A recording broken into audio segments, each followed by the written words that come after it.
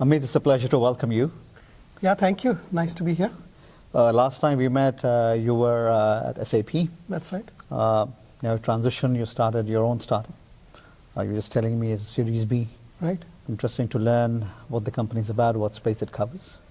Absolutely. So WorkSpan is all about ecosystem relationship management. In this day and age, no company goes to market alone. Every company has to partner with so that they can address emerging needs of their customers faster. So when you build with your partners, when you market with your partners, when you sell with your partners, you would use WorkSpan to collaboratively co-sell, co-market, and co-build solutions. So that's the collaborative platform we provide so that a Microsoft can work with an SAP to go to market, for example.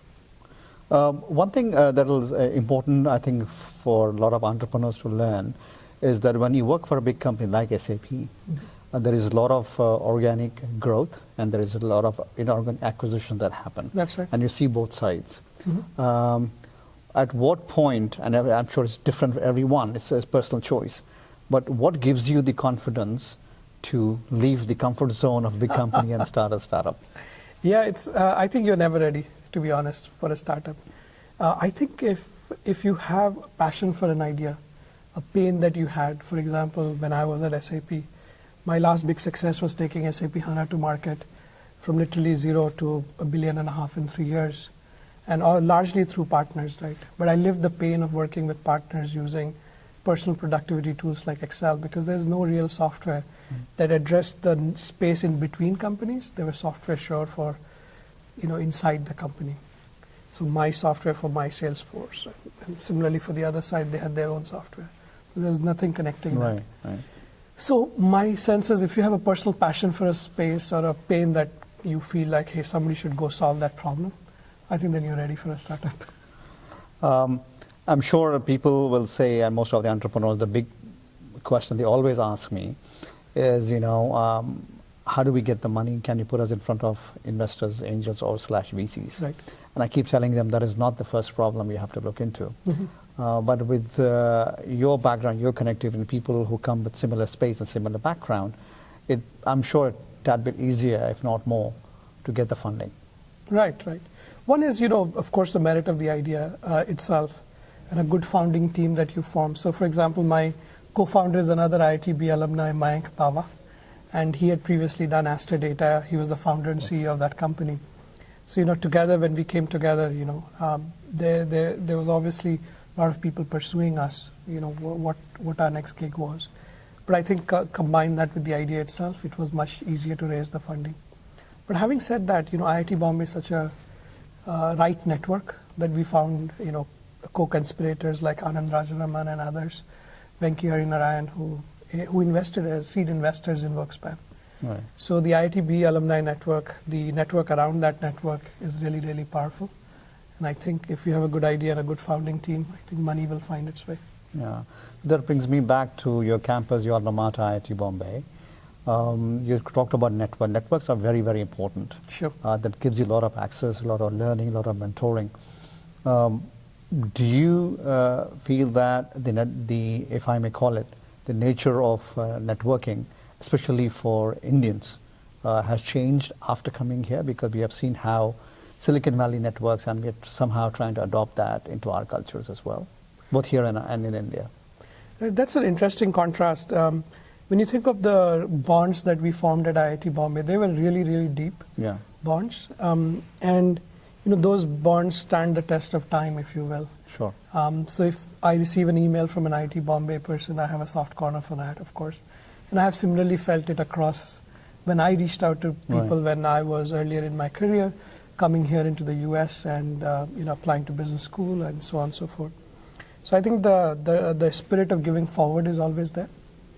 But having said that, I do think that we have a lot to learn from the US style of networking as well. And my sense is some of the lighter touches, some of the lighter connections actually yield a lot more intuition about what business needs exist out there.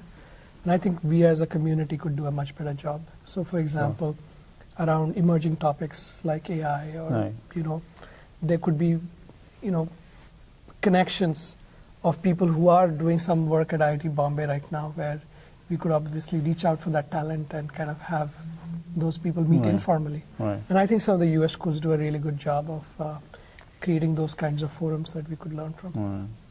Again, switching gears back to your campus, as a student, I want to switch gears and look at some lighter moments. You were mentioning to me earlier that you were part of a Tech Fest, and you were also the initiator who started this this paper, I think, that came out. So share us a little bit about that. Yeah. You know, besides the academics at IIT Bombay, I think IIT Bombay is known for extracurricular activities.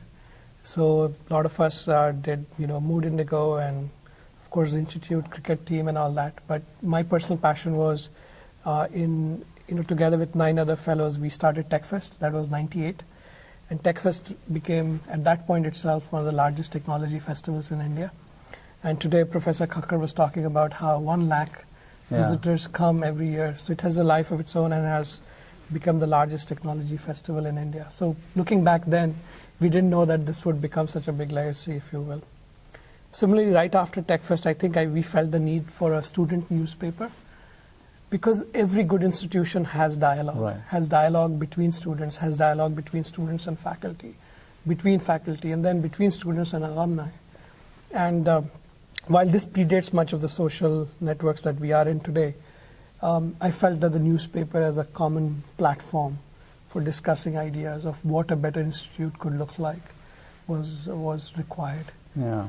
And that created Insight, and Insight was launched as a bi-weekly newspaper, and we had beat reporters who would cover topics like academics, sports, culture, arts, everything. And the best part was the freshers would be the distribution network. They would drop it in every 2 weeks in front of hostels and professors' homes and things like that. It was widely anticipated. And I think fast forward to now, it has survived long tenure and has become Institute's mouthpiece in terms of communicating as to what is happening. And we see often Times of India covering what has happened or written up in Insight, for example. So, one thing I wanted to ask you is, since you ran the newspaper, I don't see any political activity at the IIT campuses. Touchwood has been, by the grace of God, I think, because that just corrodes everything that the institution stands for. If you look around India, which are other famous universities who are not tech-centric, a lot of this activity takes place. And energy is obviously spent in those things rather than what you're supposed to do. How do you think more schools can adopt this thing where you can keep anything that's good to politics should be out of the campuses? Yeah, I think personally, you could have an astute mind where you're thinking about things, but where it gets to be a slippery slope is politics and political parties in particular can influence things downwards, and that influence is bad. That influence can often result in things that are against the institute's values, honestly, and against fostering what studentship and learning is all about. So while it opens minds, I think avoiding politics as part of the institute is important to maintain the fiber of the institute itself. Absolutely. And I think credit to students as well as professors back at IIT Bombay that they've avoided this thing, that you can have a point of view and yet be apolitical about it.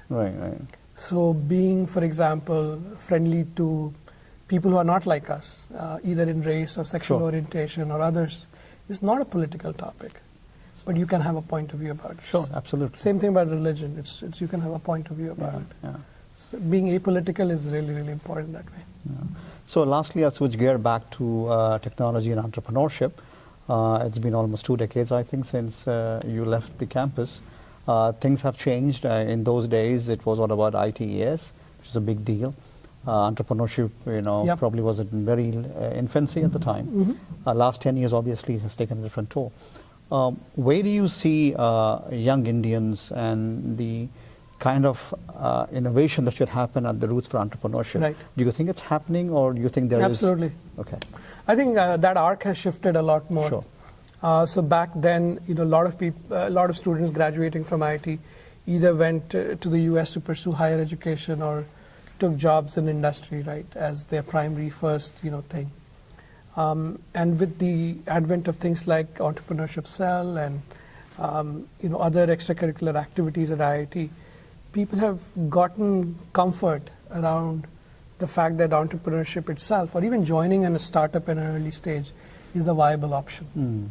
So not only being founders, but also joining an early stage company as employee number 5 or 6, that has become a much more reputed and viable option at IIT. So when I go back and talk through some of the options these younger graduates have now, they are seeing this as important for them. I think that shift in mind is very, very critical, which then fosters a whole community of entrepreneurs around IIT. Absolutely. And just as we saw a community around Berkeley and Stanford here in Silicon Valley around entrepreneurship, I think Powai Valley is real. It's fostered so many innovative companies, and I think we are honestly scratching at at the very, very early stages right now. The full bloom is yet to happen. I think it'll soon. Great. Yeah. Well, thank you again. It's a pleasure. Wonderful to have you. Likewise. Take care. Thank you.